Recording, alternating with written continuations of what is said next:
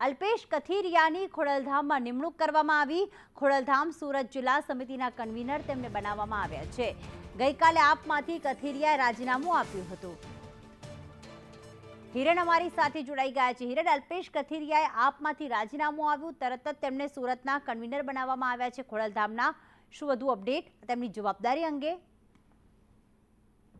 આંદોલનમાં કન્વીનર અલ્પેશ કથિરિયા અને ધાર્મિક માલવિયા આ બંને લોકો આમ આદમી પાર્ટી સાથે જોડાયા હતા।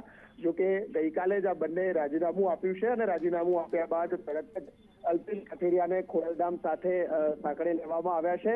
દિનેશ બાંભણિયાએ એક પોસ્ટ મૂકી છે કે અલ્પેશ કથિરિયા છે એની નિમણૂક કરવામાં આવી છે, એટલે કે સુરતમાં જે નવું યુનિવર્સિટી બની રહી છે તો ખાસ આપમાંથી કથિરિયાએ રાજીનામું આપ્યું છે। ખોડલધામમાં જે પણ કન્વીનર એટલે કે જે સભ્ય હોય છે તે કોઈ પણ રાજનીતિક પાર્ટી સાથે જોડાયેલા ન હોઈ શકે, તે એક નિયમ છે।